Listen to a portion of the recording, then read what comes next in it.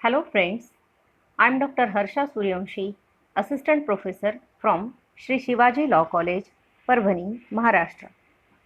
In this video, we will discuss about discovery of facts and documents, inspection of documents and production of documents.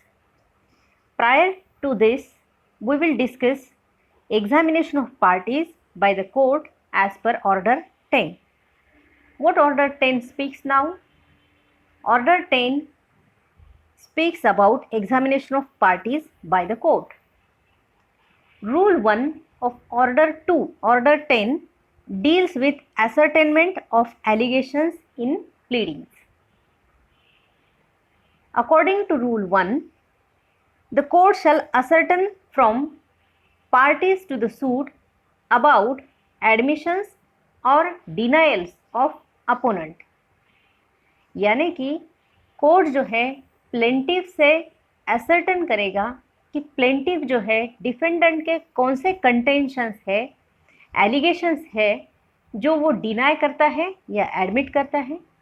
इसी तरह से court defendant से भी ये तय करेगा कि डिफेंडेंट को प्लेंटिफ के कौन से एलिगेशंस एडमिटेड है या वो डिनाई करता है. All the admissions and denials shall be recorded by the court. After this stage of recording of admissions and denial, now comes the role of alternate dispute resolution system. After recording admissions and denials, the court shall direct the parties to the suit to opt either mode of settlement outside the court. यानी कि admissions और denials record करने के बाद court जो है parties को alternate dispute system के द्वारा डिस्प्यूट सेटल करने के लिए सलाह देगा. कोर्ट जब ऑप्शन चूज करेगी कि वो कौन सी अल्टरनेट डिस्प्यूट रिजोल्यूशन के सामने जाएगा, उसके बाद में कोर्ट एक डेट फिक्स करेगा जिस डेट पे पार्टीज को वो फोरम के सामने हाजिर होना है. Accordingly the parties will appear before the conciliatory forum और the authority on such date.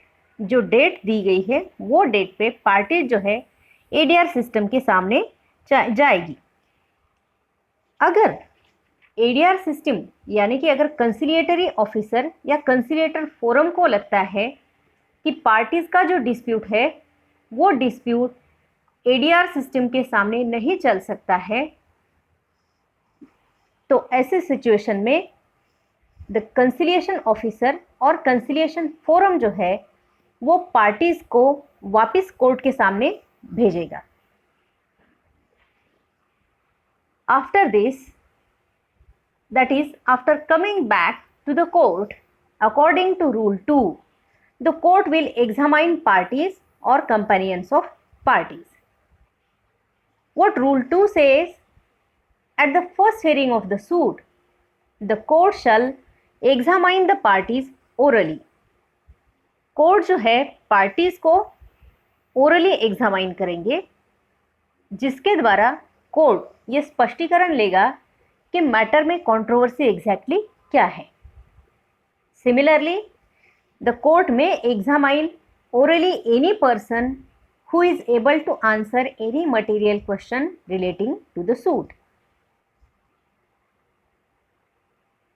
Rule 3 जो है it speaks about substance of examination to be written.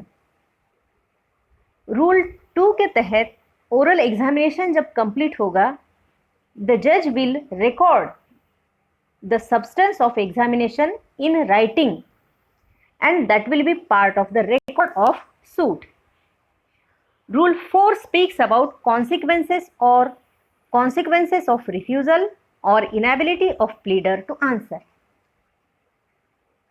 अगर पार्टी जो है प्लीडर के थ्रू अपीयर होती है या फिर प्लीडर के साथ में अपीयर होती है और कोर्ट को लगता है कि कुछ क्वेश्चंस ऐसे हैं जो पार्टी के थ्रू प्लीडर ने आंसर करने चाहिए, that means when the court thinks that the pleader shall answer or is likely to be able to answer the questions, but such pleader or person is not able to answer, in such situation the court may postpone hearing of the suit. यानी कि अगर pleader जो है answer देने के लिए refuse करता है या फिर he is unable to give the answers, ऐसे सिचुएशन में कोर्ट जो है हियरिंग पोस्टपोन करेगा and the court will postpone the hearing for a period not more than 7 days। और नेक्स्ट जो डेट आएगी उस डेट पे कोर्ट डायरेक्शन देगा कि party shall appear in person, यानी कि पार्टी को खुद को कोर्ट के सामने हाजिर होना पड़ेगा। अगर पार्टी ऐसे डायरेक्शन के बाद में नहीं आती है तो ऐसे सिचुएशन में कोर्ट जजमेंट दे सकता है। So this was about order 10। In the next videos we will discuss about discovery of documents.